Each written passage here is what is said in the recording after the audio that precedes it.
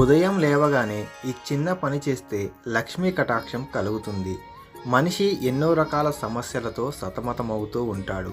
ఆర్థికంగా, మానసికంగా, శారీరకంగా ఇలా అనేక సమస్యలను ఎదుర్కొంటూ ఉంటాడు.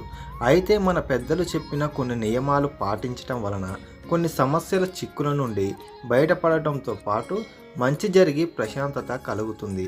అలాంటి వాటికి కొన్ని విషయాలు తెలుసుకుందాం.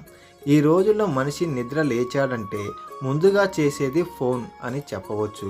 కానీ అసలు పొద్దున నిద్ర లేవగానే కళ్ళు తెరచి అరచేతులు చూసుకోవాలి. మన చేతుల్లోనే లక్ష్మీదేవి కొలువుంటుంది కాబట్టి లేవగానే మన అరచేతులు చూసుకుంటే లక్ష్మీ ప్రసన్నం కలుగుతుంది. ఇలా చేయడం వలన జీవితంలో అదృష్టం వెన్నంటే ఉంటుంది. అలాగే నిద్రపోయే ముందు ఓం నమః శివాయ అని 11 సార్లు జపించి ఎవరితో మాట్లాడకుండా నిద్రపోవాలి. అలాగే తెల్లవారే మెలకువ వస్తుండగానే హరి హరి అంటూ 11 సార్లు జపిస్తూ అరచేతులు చూసుకోవాలి.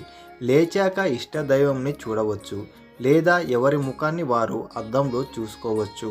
అద్దాన్ని లక్ష్మీదేవి నివాస స్థానంగా చెబుతుంటారు కాబట్టి అద్దాన్ని ఉదయాన్నే చూస్తే చాలా మంచిదంటారు. మంచం దిగుతూనే 2 చేతులు భూమికి ఆనించి తల్లి లాంటి నీ మీద కాళ్ళతో నడుస్తున్న కాపాడు తల్లి అని భూమాతను కోరుకోవాలి. స్త్రీలు ఉదయం లేవగానే తులసి చెట్టుకు, అలాగే పురుషులు సూర్యునికి నమస్కరించాలి. ప్రతి ఇంట్లో ఖచ్చితంగా తులసి మొక్క ఉండేలా చూడాలి. తులసి మొక్కలో లక్ష్మీదేవి నివసిస్తుంటుంది.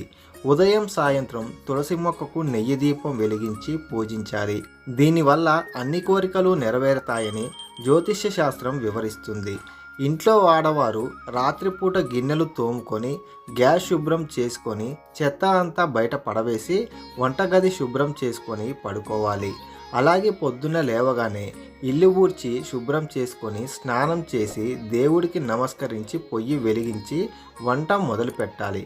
వంట చేసేటప్పుడు మీకు ఇష్టమైన భక్తి పాటలు, స్తోత్రాలు పెట్టుకొని వంట చేయండి. అది మీ ఇంట్లో వారందరికీ మనశ్శాంతిని, అదృష్టాన్ని కలిగిస్తుంది. మీరు అలా చేసిన వంట చిన్నపిల్లలకు చురుకైన బుద్ధి కలిగి మంచి మనసున్న మనుషులుగా తయారవుతారు. బొట్టు లేని ఆడపిల్లను పొద్దున్నే అసలు చూడకూడదు. అలాగే జుట్టు విరబోసుకొని ఉన్న భార్యని మగవారు చూడకూడదు.